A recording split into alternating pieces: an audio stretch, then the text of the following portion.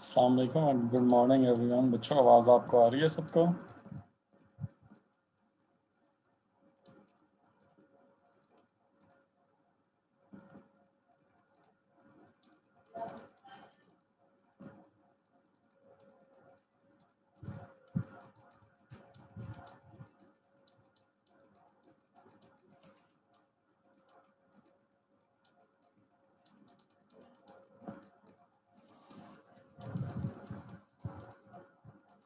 कि last lecture जो था हमारा वो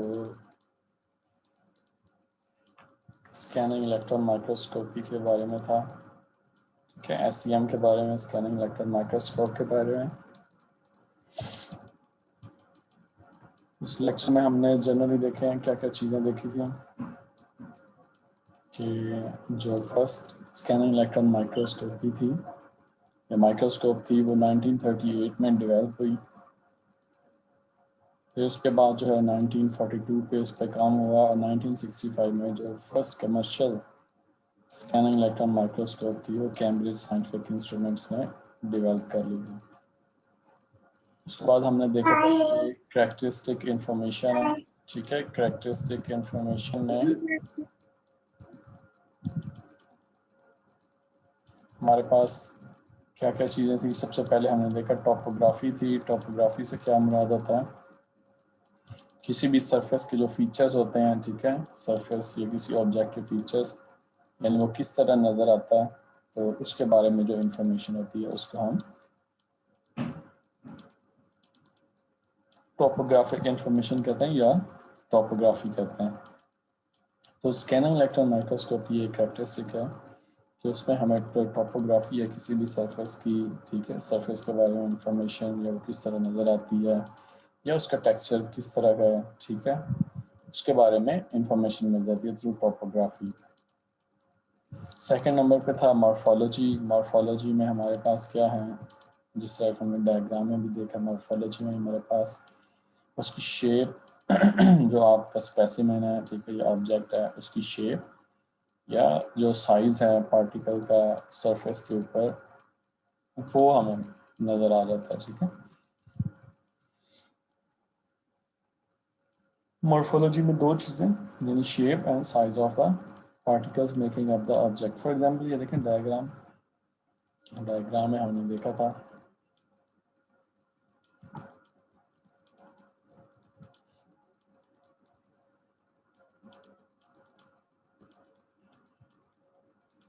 फॉर एग्जांपल ये डायग्राम थी, इसमें हमने देखा था कि ये हमारे पास पार्टिकल्स हैं। ठीक है, इन पार्टिकल्स की शेप किस तरह की है कि ये पार्टिकल स्फेरिकल हैं, क्यूबिकल हैं, हेक्सागोनल हैं, किस टाइप के हैं। ठीक है, तो उनकी शेप जो है वो हमें पता चल जाती है और उनका साइज़ जो है वो कितना है वो हम जो है देख सकते हैं। ठीक है, मॉर्फोलॉजी में।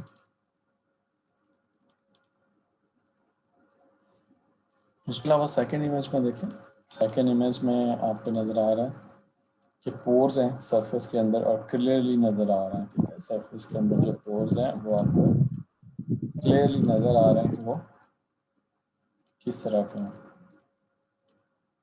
तो मॉर्फोलॉजी जो है वो हमें सरफेस के ऊपर अगर पार्टिकल हैं तो उनके बारे में भी बताती है और पार्टिकल का साइज़ जो है उसके बारे में इंफॉर्मेशन मिलती है, प्लस उस सरफेस की जो शेप है वो किस तरह से है कि वो पोर्स हैं, पार्टिकल्स हैं, ठीक है, उसके बारे में सारी इंफॉर्मेशन मिलती है।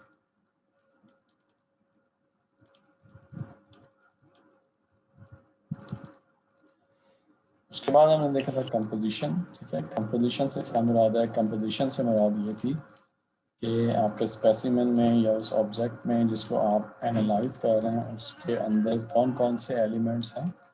ठीक है, कौन कौन से एलिमेंट्स हैं और उन एलिमेंट्स की जो मैग्नीट्यूड है या क्वांटिटी है या रिलेटिव अमाउंट जिसको कहते हैं वो कितनी है। ठीक है, तो वो कंपोजिशन में आ जाता है। तो कंपोजिशन में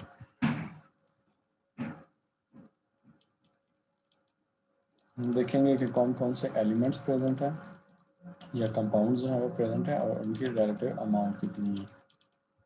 और फोर्थ नंबर पे हमारे पास क्रिस्टलोग्राफिक इंफॉर्मेशन थी कि आपका जो स्पेसिमेन है उसके अंदर अगर क्रिस्टलाइन स्ट्रक्चर है तो वो क्रिस्टलाइन स्ट्रक्चर किस नेचर का है।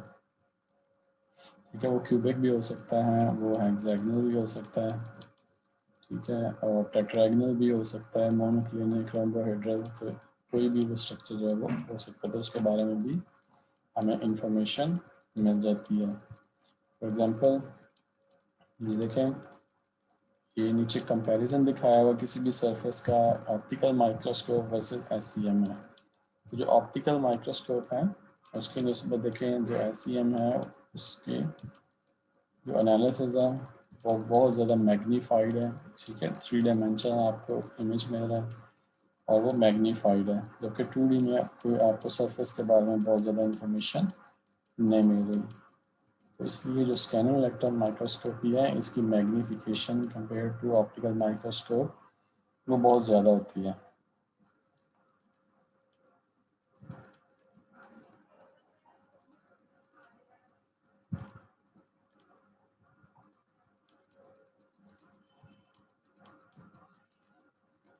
उसके बाद हमने डिस्कस किए थे डिफरेंट कंपोनेंट्स। आपको याद होगा कि एससीएम जो है उसके डिफरेंट कंपोनेंट्स हैं, ठीक है। डिफरेंट कंपोनेंट्स कौन कौन से हैं? सबसे पहले आपके पास रखें इलेक्ट्रॉन गन है, ठीक है, जहाँ से इलेक्ट्रॉन जो है वो जनरेट होते हैं। तो ये इलेक्ट्रॉन जब जनरेट होते हैं उसके बाद ये इलेक्ट्रॉन बीम की फॉर्म में आगे मूव करता है और हमारे पास सीरीज ऑफ लेंसेज होते हैं, ठीक है, ये मैग्नेटिक लेंसेज हैं।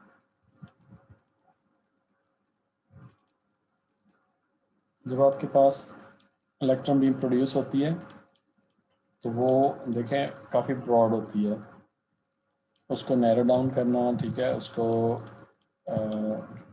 फाइन बीम की फॉर्म में लेके आना, वो लेंसेज के ज़िम्मा होता है, ठीक है। ये लेंसेज जो हैं इस बीम को कंडेंस करते हैं, मैग्नेटिक लेंसेज, और उसको कंडेंस करके आगे मूव कर देते हैं। उसके बाद देखें सेकेंडरी कॉइल्स हैं, सेकेंडरी कॉइल्स फर्दर इसको नैरो डाउन करती हैं और फिर ये सैंपल के ऊपर जाके बीम फॉल करती है। तो ये सैंपल के ऊपर जाके फॉल करती है तो वहाँ से हमें इलेक्ट्रॉन जो हैं वो स्कैटर्ड मिलते हैं। वो बैक स्कैटर इलेक्ट्रॉन्स भी हो सकते हैं, वो सेकेंडरी इलेक्ट्रॉन्स भी हो सकते हैं। तो हमारे पास डिफरेंट डिटेक्टर लगे होते हैं। बैक स्कैटर्ड इलेक्ट्रॉन्स जो हैं उसके लिए अलहदा से डिटेक्टर है और सेकेंडरी इलेक्ट्रॉन्स के लिए अलहदा से डिटेक्टर। तो वहाँ से हम डिटेक्ट करते हैं, हमें डिफरेंट इंफॉर्मेशन जो है उस सिस्टम के बारे में या उस स्पेसिमेन के बारे में मिलती है।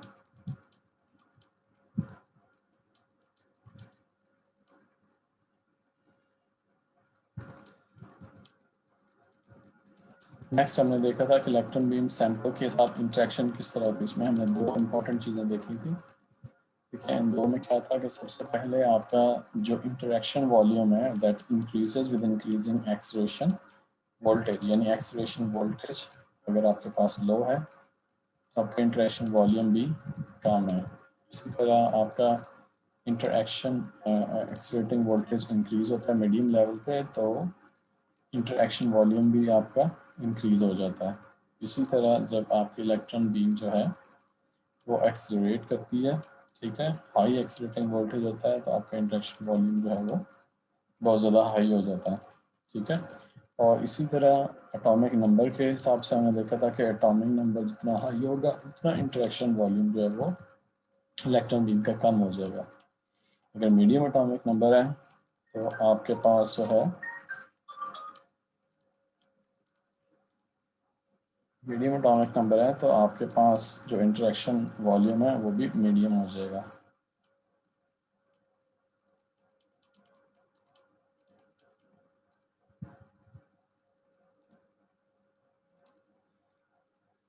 और थर्ड केस में अगर आपके पास लो एटॉमिक नंबर है तो लो एटॉमिक नंबर के केस में आपके पास जो है इंटरेक्शन वॉल्यूम वो मैक्सिमम हो जाएगा। ये हमने लास्ट टाइम भी देखा था, इसको हम दोबारा से गो थ्रू कर रहे हैं। उसके बाद हमने इलेक्ट्रॉन गन्स देखी थी। इलेक्ट्रॉन गन्स जो हैं वो डिफरेंट टाइप की थी हमारे पास। थर्मियोनिक इलेक्ट्रॉन गन उसमें इंपॉर्टेंट हमने देखी थी और फील्ड एमिशन गन देखी थी। आपको याद होगा कि थर्मियोनिक इलेक्ट्रॉन गन के बारे में हमने क्या कहा था? कोई बच्चा देगा आंसर? थर्मियोनिक इलेक्ट्रॉन गन क्या होती है और फील्ड एमिशन गन क्या होती है, क्या फ़र्क होता है, याद होगा आपको?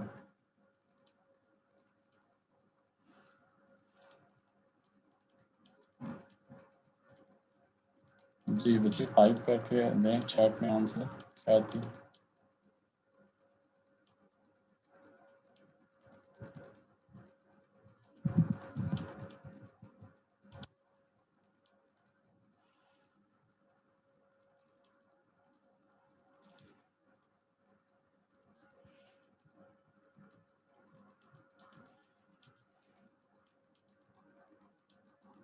जी, हमने दो टाइप की गन्स पढ़ेंगे, TEG एंड FEG।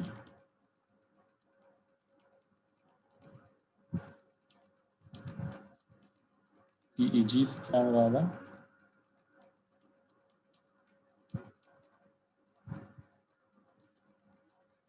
जी ठीक है बच्चे, आंसर आपका रोल नंबर 004। थर्मियोनिक एमिशन देखें क्या होता है कि थर्मियोनिक एमिशन में हीट की वजह से हीट अप किया जाता है इलेक्ट्रोड को, और हीट की वजह से जो है आपके पास इलेक्ट्रॉन जो हैं वो एमिट हो रहे होते हैं। और दूसरे केस में आपके पास जो है फील्ड एमिशन गन होती है। ठीक है, फील्ड एमिशन गन जो है वो इलेक्ट्रिक फील्ड जो है उसकी वजह से जो है इलेक्ट्रॉन्स जो है उसको एमिट कर रही होती है। तो FEG जो है फील्ड एमिशन गन जो है वो कोल्ड गन भी कहते हैं। स्ट्रॉन्ग इलेक्ट्रिक फील्ड जो है उससे हम उसमें से इलेक्ट्रॉन जो है वो एक्सट्रैक्ट करते हैं, और वो बीम जो है फिर उसको मैग्नेटिक लेंसेज से गुजार के हम फॉल करवाते हैं स्पेसिमेन के ऊपर, और फिर इस तरह से इमेज फॉर्मेशन होती है। तो उसमें हमने डिफरेंट एग्जांपल देखी थी। ठीक है, थर्मियोनिक जो हमारे पास गन थी उसमें लिथियम बोराइड जो है वो एग्जांपल थी, टंगस्टन वायर एग्जांपल थी। और फील्ड एमिशन में देखिए हमारे पास टिप जो साइज़ है वो बहुत कम होता है। ठीक है, ये देखें टिप का साइज़ है, ये 1000 एंगस्ट्रॉम के करीब बताया गया, तो ये दिस इज़ वेरी स्मॉल, बहुत स्मॉल जो है टिप होती है आपकी FEG के केस में। उसके बाद हमने डिटेक्टर्स देखे थे। ठीक है, तो डिफरेंट डिटेक्टर्स देखे थे। डिटेक्टर में हमारे पास जो है वो बैक स्कैटर इलेक्ट्रॉन डिटेक्टर था। ठीक है, ये देखें ये SEM है, उसमें ये बैक स्कैटर इलेक्ट्रॉन जो है वो दिखाया गया, और ये आपके पास जो है सेकेंडरी इलेक्ट्रॉन डिटेक्टर दिखाया गया। ठीक है, दोनों की अपनी इम्पोर्टेंस है, दोनों जो है वो इमेजिंग के लिए और जो आपका सैंपल है उसकी केमिस्ट्री है उसके बारे में इंफॉर्मेशन देता है। ठीक है, उसके अलावा एक्स रेज थी, एनर्जी डिस्पर्सिव स्पेक्ट्रोमीटर EDS क्या करता है कि आप सैंपल के ऊपर हाई एनर्जी एक्स रेज जो है वो फॉल करवाते हैं।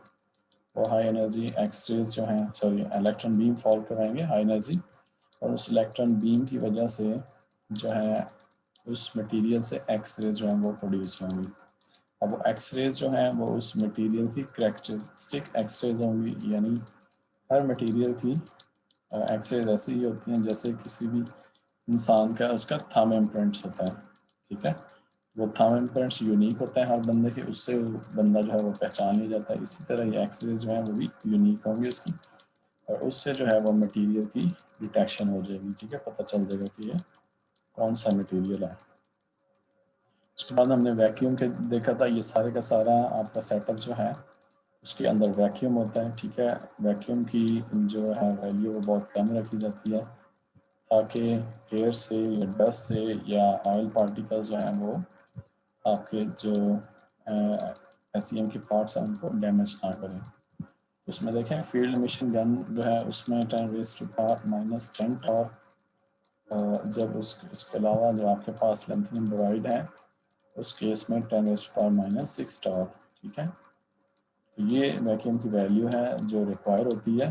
ठीक है, इन सेटअप्स को चलाने के लिए। उसके बाद हमने देखा था सैम वर्क किस तरह करती है। ठीक है, सैम का वर्किंग ये देखें इधर फिगर में भी एक्सप्लेन है, इसको हमने डिटेल में देखा था। दोबारा से ओवरव्यू कर लेते हैं फिर आगे मूव करते हैं। तो सैम में देखें सबसे पहले इलेक्ट्रॉन गन है, इलेक्ट्रॉन के गन के बाद आपके पास ये लेंसेज आ जाता है। ठीक है, इलेक्ट्रॉन लेंसेज हैं क्योंकि जब बीम आपके पास प्रोड्यूस होती है तो ये काफ़ी ब्रॉड होती है। उसके बाद ये लेंसेज जो हैं ये इसको नैरो डाउन करते हैं, इसका डायमीटर जो है उसको कंट्रोल करता है। ठीक है, ये बीम आगे मूव करती है। स्कैनिंग कॉइल्स हैं। ठीक है, आपका सैंपल है यहाँ पे, सैंपल पे आके जब ये बीम फॉल करती है तो उसके बाद आपके पास बैक स्कैटर इलेक्ट्रॉन्स भी होते हैं और स्टैंड इलेक्ट्रॉन्स भी होते हैं। ठीक है, बैक स्कैटर इलेक्ट्रॉन्स डिटेक्ट करने के लिए आपके पास बैक स्कैटर इलेक्ट्रॉन डिटेक्टर और स्टैंड इलेक्ट्रॉन को डिटेक्ट करने के लिए स्टैंड इलेक्ट्रॉन डिटेक्टर आपके पास होता है। ये जो आपके पास इलेक्ट्रॉन हैं ये डिटेक्टर में गए, डिटेक्टर से सिग्नल जो हैं आपके एम्पलीफाई होते हैं और फिर ये कंप्यूटर स्क्रीन पे डिस्प्ले किया जाता है। सो ये हम गो थ्रू कर चुके हैं कि once the electron beam hits the sample, other electrons are ejected from the sample. Detectors collect the secondary or backscatter electrons and convert them to a signal that is sent to a viewing screen similar to the one in an ordinary television producing an image. ठीक है, वहाँ से फिर जो है वो image produce किया जाता है। ये देखें आज जो हम शुरू करने जा रहे हैं नेक्स्ट जो है वो ये है कि जी जब इलेक्ट्रॉन बीम फॉल करती है सैंपल के ऊपर तो उस वक्त क्या क्या फिनोमेना जो है वो मुख्तलिफ हो रहे थे। उसमें कई सारी चीज़ें सिमल्टेनियसली हो रही थी। For example, when the accelerated beam of electrons strike a specimen, it penetrate inside it to depths of about 1 micrometer. ठीक है, तो वो सैंपल की सरफेस में 1 माइक्रोमीटर तक पेनिट्रेट करती है इलेक्ट्रॉन बीम जो है, and interact both elastically and inelastically. ठीक है, इलास्टिक स्कैटरिंग जो है आपने पढ़ी है वो भी हो रही होती है और इन इलास्टिक भी हो रही होती है, दोनों किस्म की स्कैटरिंग विद द सॉलिड या जो स्पेसिमेन आपका उसके साथ। So forming a limiting interaction volume from which various types of radiation emerges. अब ये देखें ये आपकी इनकमिंग इलेक्ट्रॉन बीम है। इनकमिंग इलेक्ट्रॉन बीम जो है जब वो सैंपल के ऊपर फॉल करती है तो आपके पास बैक स्कैटर इलेक्ट्रॉन जो हैं वो प्रोड्यूस होते हैं। उसके अलावा स्कैंडी इलेक्ट्रॉन्स जो हैं वो प्रोड्यूस होते हैं। उसके अलावा सरफेस से इलेक्ट्रॉन्स निकलते हैं, ऑजे इलेक्ट्रॉन्स वो भी प्रोड्यूस होते हैं। और आपके पास ये दो डिफरेंट किस्म के एनर्जेटिक पार्टिकल्स यानी एक्सरेज, फोटॉन जो है एक्सरे भी प्रोड्यूस हो रही होती हैं और कैथोड भी प्रोड्यूस हो रही होती हैं। ठीक है, इनकी एनर्जी जो है वो डिफरेंट डिफरेंट है। तो ये सारे फिनोमेना जो है वो सिमल्टेनियसली हो रहे होते हैं। उसके बाद देखें the most common imaging mode collects low energy. जो आपके पास कैंडी इलेक्ट्रॉन है इनकी एनर्जी जो है रिलेटिवली कम होती है बैक स्कैटर इलेक्ट्रॉन से। So Scandi electrons that are ejected from the K shell of the specimen atoms by inelastic scattering interactions with beam electrons. Due to their low energy, these electrons originate within a few nanometer from the sample surface. तो ये sample की surface के within few nanometre जो है वो emit हो रहे होते हैं या इजेक्ट हो रहे होते हैं। और दूसरे केस में हमारे पास क्या है, बैक स्कैटर इलेक्ट्रॉन्स हैं। Backscatter electrons consist of high energy electrons originating in the electron beam that are reflected or backscattered out of the specimen. Interaction volume by elastic scattering interactions with specimen atoms. Since heavy elements high atomic number backscatter electrons more strongly than light elements. ठीक है, जो heavy atomic number elements हैं उनमें back scattering जो है वो ज़्यादा strong होती कंपेयर टू लाइट एलिमेंट्स यानी लो एटॉमिक नंबर की निस्बत।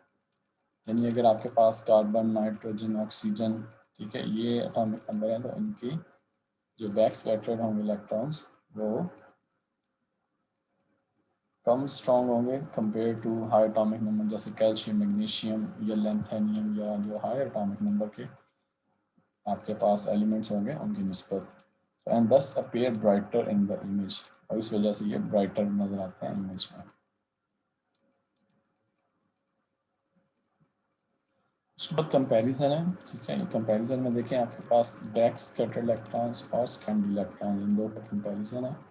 स्कैंडरी इलेक्ट्रॉन जो है produces high resolution images than back scatter electron. ठीक है, तो बैक स्कैटर इलेक्ट्रॉन की निस्बत जो आपके पास स्कैंडरी इलेक्ट्रॉन है वो ज़्यादा बेहतर इमेज है वो प्रोड्यूस करते हैं। फॉर एग्जाम्पल ये देखें इस डायग्राम में लेफ्ट साइड पर आपको नज़र आ रही होगी, ये जो है इमेज ये है बैक स्कैटर इलेक्ट्रॉन से बना हुआ।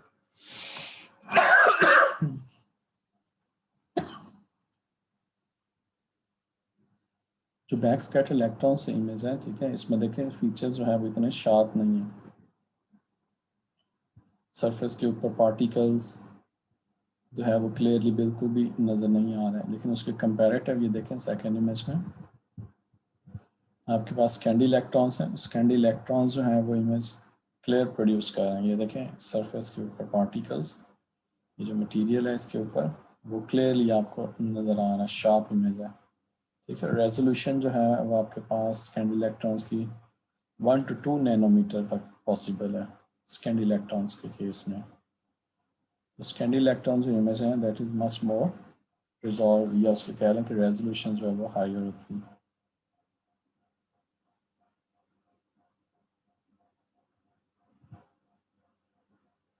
उसके बाद समरी देखें, समरी में क्या है कि जो स्कैंडी इलेक्ट्रॉन्स हैं मेनली टॉपोग्राफी के बारे में बताते हैं। टॉपोग्राफी आपने पहले भी पढ़ा। टॉपोग्राफी से क्या मुराद है, यानी सरफेस के फीचर्स, यानी सरफेस आपको किस तरह नज़र आती है या उसका टेक्सचर जो है वो किस तरह से है। ठीक है, तो सरफेस इंफॉर्मेशन जो है वो हमें स्कैंडी इलेक्ट्रॉन से मिल जाती है।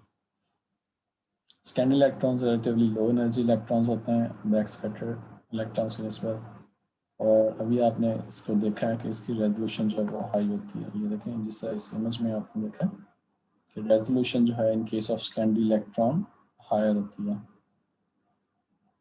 उसके बाद बैक स्कैटर इलेक्ट्रॉन्स से मेनली जो है हमें केमिस्ट्री जो है उस सैंपल की उसके बारे में इंफॉर्मेशन मिलती है। तो हाई एनर्जी इलेक्ट्रॉन्स होते हैं बैक स्कैटर इलेक्ट्रॉन्स जो होते हैं, और bulk signal dependent atomic number. ठीक है, एटॉमिक नंबर पे डिपेंड करता है, जिससे हम अभी बात कर रहे थे। हाई एटॉमिक नंबर केस में जो बैक स्कैटर इलेक्ट्रॉन्स हैं वो ज़्यादा स्ट्रॉन्ग जो होती है इंटरेक्शन हो रही होती है बैक स्कैटर की compare to low atomic number. उसके अलावा एक्सरेज हैं। ठीक है, एक्सरेज हैं, एक्सरेज जो है रिकॉर्ड करने के लिए जो है वो लॉन्गर टाइम्स आर नीडेड, और एक्सरेज जो हैं वो उस मटेरियल के बारे में हमें इंफॉर्मेशन देती हैं कि वो मटेरियल कौन सा है, यानी कंपोजिशन के बारे में। कंपोजिशन से क्या मुराद है कि उस मटेरियल के अंदर कौन कौन से एलिमेंट्स या कंपाउंड्स प्रेजेंट है और उनकी रिलेटिव जो क्वांटिटी है या मैग्नीट्यूड है उसके बारे में इंफॉर्मेशन देते हैं। देखें सबसे इम्पोर्टेंट कि इमेज फॉर्मेशन किस तरह होती है, थोड़ा सा इसको ध्यान में रखें कि आपका सैंपल है। ठीक है, सैंपल आप रख देते हैं और उसके बाद इलेक्ट्रॉन गन जो है वहाँ से इलेक्ट्रॉन्स प्रोड्यूस होते हैं, और वो किस तरह सैंपल के ऊपर आके फॉल करते हैं और किस तरह से इमेज फॉर्मेशन होती है, सिग्नल्स कैसे डिटेक्ट होते हैं। उसके लिए देखें सबसे पहले जो है ये आपके पास फॉर एग्जांपल कोई भी सैंपल है, लेफ्ट साइड पे देखें ये सैंपल है, जिसका हमने छोटा सा एक पोर्शन जो है उसको सिलेक्ट किया। उस पोर्शन को हम डिवाइड कर लेते हैं मुख्तलिफ पॉइंट्स में, या एक मैश बना लेते हैं। एक ये हमारे पास एरिया है। ठीक है, और इसमें देखें डिफरेंट हमारे पास सेगमेंट्स हैं, डिफरेंट पॉइंट्स हैं। ये देखें इसको सपोज 1 कह लें, 2 कह लें, 3 कह लें, सो ऑन। ये हमारे पास डिफरेंट जो है वो पोर्शन हैं, ये पॉइंट्स हैं। ठीक है, तो उसके बाद देखें इलेक्ट्रॉन गन जो है वो इलेक्ट्रॉन्स फॉल करते हैं, ये डिफरेंट सेगमेंट्स के ऊपर, इसके ऊपर फॉल करेंगे, इसके ऊपर फॉल करेंगे, और यहाँ से फिर आपके पास जो है स्कैंडी इलेक्ट्रॉन्स या बैक स्कैटर इलेक्ट्रॉन्स आएंगे और वो डिटेक्टर में जाएंगे। सो मिसाल के तौर पे इस पोर्शन से या इस पॉइंट से आपके पास जो इलेक्ट्रॉन बीम जो है वो 156 इलेक्ट्रॉन्स जो हैं वो डिटेक्ट हो रहे हैं, और इस पोर्शन में 288 जो है वो डिटेक्ट हो रहे हैं। इसी तरह डिफरेंट डिफरेंट आपके पास जो आपने सेगमेंट बनाए हुए हैं उससे डिफरेंट नंबर ऑफ इलेक्ट्रॉन्स जो हैं वो डिटेक्ट हो रहे हैं। तो ये जो डेटा है ये सारा डेटा आप डिटेक्टर में दे रहे हैं। डिटेक्टर जो है आगे इन पॉइंट्स के अकॉर्डिंग, ठीक है, वो डेटा जो है वो प्लॉट कर रहा है। ठीक है, 156 जो है इलेक्ट्रॉन यहाँ से 288 जो है वो पोर्शन जो ज़्यादा ब्राइटर होगा। इसी तरह अगर यहाँ पे डिफरेंट होंगे तो वो पोर्शन उसी हिसाब से ब्राइटर होगा। तो इस तरह से ये जो है इलेक्ट्रॉन्स जो हैं वो डिटेक्ट होते हैं, और ये डेटा सारा जो है वो आगे फॉरवर्ड किया जाता है और फिर इसको इमेज की फॉर्म में प्लॉट किया जाता है अकॉर्डिंग टू रिलेटिव इंटेंसिटी कह लें। ठीक है, तो ये आपके पास जो है इमेज फॉर्म हो रहा है। हर एक सेगमेंट के हिसाब से आपके पास जो है वो नंबर ऑफ इलेक्ट्रॉन्स कितने डिटेक्ट हो रहे हैं, उसी हिसाब से ये इमेज जो है वो बनता जाता है। तो दोबारा देख लें कि हमारे पास सैंपल था, सैंपल से कुछ पोर्शन हमने सेलेक्ट किया, उसको हमने डिफरेंट सेगमेंट्स पे डिवाइड किया, छोटे छोटे सेगमेंट्स हैं हमारे पास। यहाँ पे इलेक्ट्रॉन गन के ज़रिए जो इलेक्ट्रॉन्स बीम जो है वो फॉल करती है और वो इलेक्ट्रॉन जो है रिफ्लेक्ट बैक होके आपके पास कैंडी इलेक्ट्रॉन या बैक स्कैटर इलेक्ट्रॉन्स होते हैं, वो डिटेक्ट होते हैं और हर पोर्शन के हिसाब से कितने नंबर ऑफ इलेक्ट्रॉन्स डिटेक्ट हुए हैं उनको प्लॉट किया जाता है और वो फिर एक इमेज की फॉर्म में डिस्प्ले किया जाता है।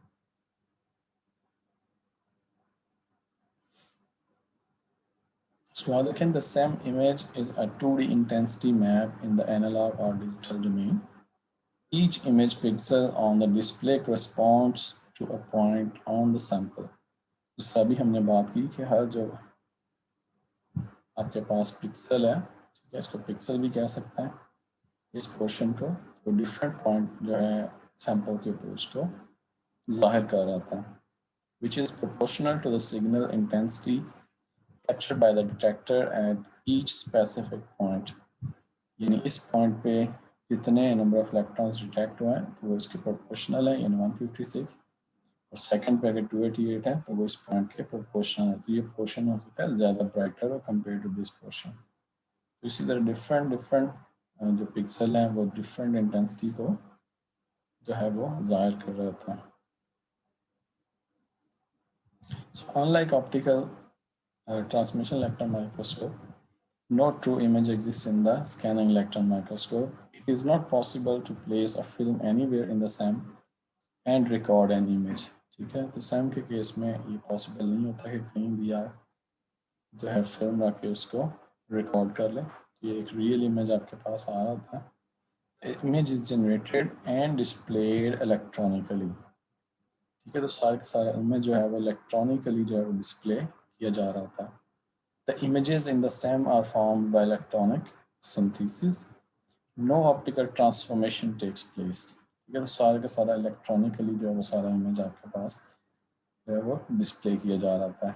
And no real of virtual optical images are produce in the SEM। तो ऑप्टिकल माइक्रोस्कोप की तरह रियल या वर्चुअल इमेजेस की तरह यहाँ पे कोई चीज़ नहीं होती, तो सारा का सारा इमेज जो इलेक्ट्रॉनिकली वो डिस्प्ले किया जा रहा था। कैसे? जैसे अभी आपको बताया, इसमें ये सैंपल है, इसका कुछ पोर्शन है, फिर उसमें आप देखें पिक्सल आपने डिवाइड कर लिए छोटे छोटे, और हर पिक्सल से क्या डेटा आ रहा है, कितने नंबर ऑफ इलेक्ट्रॉन्स जो हैं वो डिटेक्ट हो रहे हैं, उसको आप लेके डिटेक्टर के जरिए प्लॉट करते जाते हैं और आपका इमेज जो है वो बनते जा रहा था। उसके बाद देखिए मैग्नीफिकेशन इन द SEM, यानी स्कैनिंग इलेक्ट्रॉन माइक्रोस्कोप के अंदर जो मैग्नीफिकेशन है उसके बारे में। No optical transformation is responsible for image magnification in the SEM। ठीक है, कोई भी ऑप्टिकल ट्रांसफॉर्मेशन जो है उसके ज़रिए SEM इमेज नहीं बन रहा था। जैसे हमने अभी कहा कि सारी चीज़ें इलेक्ट्रॉनिकली जो है वो कंट्रोल हो रही थी। Magnification in the SEM depends only on the excitation of the scanning coils. Scanning coils excitation जो है उस पर डिपेंड कर रही होती है, which determine the focus of the beam. The magnification of the SEM image is changed by adjusting the length of the scan on the specimen. यानी उसको आप क्या कह सकते हैं कि length of the specimen, L spec आप उसको ज़ाहिर कर सकते हैं, length of the specimen for a constant length of scan on the monitor. ठीक है, length of monitor, L monitor आप लिख सकते हैं, which gives the linear magnification of the image M. So linear magnification M आपके पास क्या हो जाए, length of the monitor over length of the specimen. इन दो की जो रेशियो है ये आपको मैग्नीफिकेशन जो है वो दे रही होती है SEM के अंदर।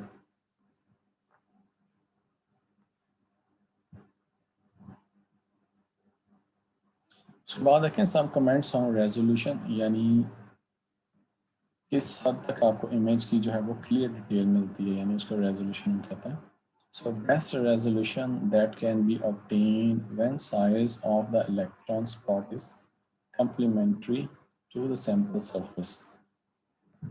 The introduction of field emission gun has dramatically improved the resolution of SEMs. ठीक है, सबसे पहले देखें हमारे पास जो है वो DEG गन से थर्मियोनिक एमिशन गन।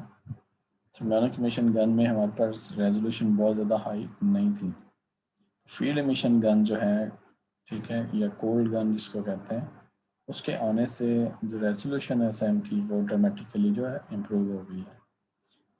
उसके बाद the volume from which the signal electrons are formed defines the resolution. जिस वॉल्यूम से इलेक्ट्रॉन सिग्नल्स जो हैं वो बन रहे हैं वो रेजोल्यूशन को डिफाइन करते हैं। Secondary electron image has higher resolution than a back scattered electron image. अभी हमने देखा है लास्ट इमेज, आपको याद भी होगा कि हमारे पास जो सेकेंडरी इलेक्ट्रॉन इमेज है ये वाला, ठीक है, ये इसकी रेजोल्यूशन ज़्यादा हाई है compare to back scattered electron image के। ये देखें यहाँ पे आपको सारी चीज़ें क्लियर नज़र आ रही हैं, जबकि BSc इमेज में इमेज इतना क्लियर नहीं है। यहाँ पे आपका माइनर डिटेल जो है सैंपल की वो भी नज़र आ रही है। तो सेकेंडरी इलेक्ट्रॉन का जो इमेज है वो आपको ज़्यादा क्लियर डिटेल दे रहा था compare to back scattered electron का।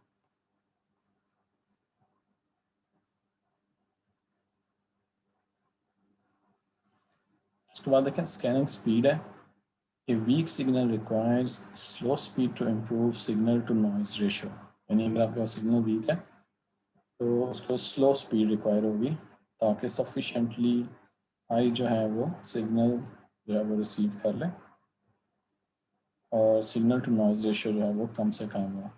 So when doing a slow scan, ठीक है, इसके लिए अगर आप स्लो स्कैन करेंगे, slow scan drift in the electron beam can affect the accuracy of the analysis.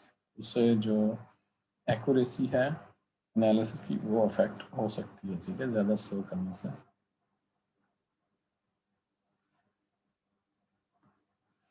अच्छा, अभी तक तो है वो हम स्कैनिंग इलेक्ट्रॉन माइक्रोस्कोपी के बारे में कर रहे थे डिस्कस, कि किस तरह से जो है इलेक्ट्रॉन बीम जनरेट होती है, फॉल करती है और इमेज जो है वो फॉर्मेशन होती है और किस तरह हम ये डिटेक्ट करते हैं। उसके बाद देखें जो सैंपल है उसकी भी कुछ रिक्वायरमेंट है, यानी सैंपल ऐसे नहीं है कि आपके पास लिक्विड सैंपल है तो उसकी आप SEM कर लें, नहीं, आपके पास जो सिंपल स्कैनिंग इलेक्ट्रॉन माइक्रोस्कोपी है उसके लिए सॉलिड सैंपल होना चाहिए और वो ड्राई होना चाहिए, ठीक है, उसमें मॉइस्चर ना हो। तो उस केस में आप जो है उसकी माइक्रोस्कोपी कर सकते हैं। तो since SEM is operated under high vacuum, which means that liquids and materials, ये देखिए यहाँ पे ये कमेंट होगा, तो इट मीन्स हाई वैक्यूम है, यहाँ पे हाई वैक्यूम है, which means that liquids and materials containing water and other volatile components cannot be studied directly. Also, fine powder samples need to be fixed firmly to a specimen holder substrate so that they will not contaminate the same specimen chamber.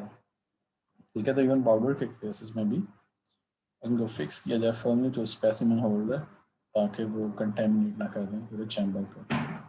Non conductor materials, अगर आपके पास for example insulating material है, conductor नहीं है, तो उस case में क्या करना होगा, need to be attach to a conductive specimen, ठीक है, किसी इस तरह के चीज़ के साथ उसको अटैच करना पड़ेगा जो कंडक्टिव हो ताकि चार्ज जो है वो ग्राउंड हो जाए, अदरवाइज उस पर चार्ज कंटेमिनेशन हो जाएगी। And coated with a thin conductive film bye sputtering और एवेपोरेशन। तो उसका तरीकाकार ये होता है कि उस सैंपल के ऊपर आप थिन जो है फिल्म वो डिपॉजिट कर देते हैं स्पटरिंग या एवेपोरेशन के जरिए, ठीक है। तो टिपिकल कोटिंग मटेरियल्स जो उसमें यूज़ होते हैं, यानी कौन कौन से मटेरियल हैं जिनकी आप कोटिंग कर सकते हैं, उन मटेरियल में गोल्ड है और प्लाटिनियम है, और प्लाटिनियम या उनके अलॉयस वगैरह जो हैं वो आप कर सकते हैं, और कार्बन भी जो है वो कोट किया जा सकता है। So there are special types of SEM. अब देखें अगर आपके पास ऑर्गेनिक सैंपल है या आपके पास मॉइस्चर सैंपल है, तो उस केस में देखें there are special types of SEM instruments such as VP SEM and E SEM. VP SEM से क्या मुराद है, variable pressure scanning electron microscopy, and E SEM से क्या मुराद है, environmental scanning electron microscopy, that can operate at higher specimen chamber pressures, thus allowing for non-conductor materials or even wet specimens to be studied. तो ये ख़ास types जो हैं वो फिर डेवलप की गई हैं ताकि आपके नॉन कंडक्टिव सैंपल और वो सैंपल जिनके अंदर हल्का फुल्का मॉइस्चर भी है, यानी ऑर्गेनिक या बायोलॉजिकल सैंपल्स वगैरह हैं, उनको भी स्टडी किया जाए। तो उसमें आपके पास कौन सी सैम है की टाइप है? Variable pressure scanning electron microscopy और ई सैम यानी एनवायरमेंटल स्कैनिंग इलेक्ट्रॉन माइक्रोस्कोपी। उसके बाद देखें YESCM यानी एनवायरमेंटल स्कैनिंग इलेक्ट्रॉन माइक्रोस्कोप जो है उसकी क्यों ज़रूरत है? वो इसलिए क्योंकि हमारे पास कुछ सैंपल्स जो हैं इंसुलेटिंग सैंपल्स भी होते हैं, ठीक है, वैक्यूम सेंसिटिव सैंपल्स भी होते हैं, फॉर एग्जांपल जैसे बायोलॉजिकल सैंपल्स हैं, इरेडिएशन सेंसिटिव सैंपल्स भी हो सकते हैं, थिन ऑर्गेनिक फिल्म जैसे होती हैं। उसके अलावा कुछ सैंपल्स ऐसे भी होते हैं जो वेट होते हैं, ठीक है, उनमें ऑयली भी हो सकते हैं, डर्टी भी, और ग्रीसी सैंपल जो हैं वो भी हो सकते हैं। तो इसलिए हमें जो है ये ई सैम की ज़रूरत पड़ती है, यानी environmental scanning electron microscopy to study an image chemical and physical process in situ. उसके अलावा इन सिटू देखें, प्रोसेस है इन सिटू से क्या मुराद है कि आप किसी भी सैंपल के ऊपर मैकेनिकल स्ट्रेस जो है वो अप्लाई करते हैं और उसको रियल टाइम में देखते हैं, ठीक है, स्ट्रेस अप्लाई होते हुए भी देख रहे हैं। इसी तरह मुख्तलिफ मेटल जो हैं उनकी ऑक्सीडेशन कैसे हो रही है उस चीज़ को भी आप रियल टाइम में देख रहे हैं, ठीक है। इन सिटू से मुराद क्या है कि आप रियल टाइम में उसको ऑब्जर्व कर रहे हैं कि वो किस तरह फिनोमेना हो रहा है। और हाइड्रेशन और डिहाइड्रेशन, तो ये डिफरेंट फिनोमेनाज हैं जिनको आप रियल टाइम में देख रहे होते हैं और उसको एनालाइज कर रहे होते हैं। तो आज हमने तकरीबन सैम जो है बच्चे को कंप्लीट कर लिया है, ठीक है। स्टार्ट से थोड़ा सा मैंने ओवरव्यू दिया था, फिर उसके बाद हमने जो बाकी पोर्शन हमारा रह गया था इमेज फॉर्मेशन वगैरह, ठीक है, उसको हमने देखा। रेजोल्यूशन, सैम्पल रिक्वायरमेंट्स हमने देखी, इमेजिंग जो है वो किस तरह हो रही होती है, किस तरह इमेज फॉर्मेशन हो रही होती है SCM में, उसको हमने देखा। तो तकरीबन सैम जो है वो हमने कंप्लीट कर लिया। तो आप सब लोग जो है इससे प्रॉपरली गो थ्रू करें, ठीक है। थोड़ा लेंथी था ये, बट अल्हम्दुलिल्लाह ये हो गया। तो इसे गो थ्रू करें। इसके साथ ही जो है हम लेक्चर एंड करते हैं क्योंकि जूम का भी टाइम पूरा हो गया, 40 मिनट्स से ऊपर जा रहा है। तो इंशाल्लाह नेक्स्ट लेक्चर में जो है वो मिलते हैं। कोई भी क्वेश्चन है बच्चे आप वो टाइप कर सकते हैं।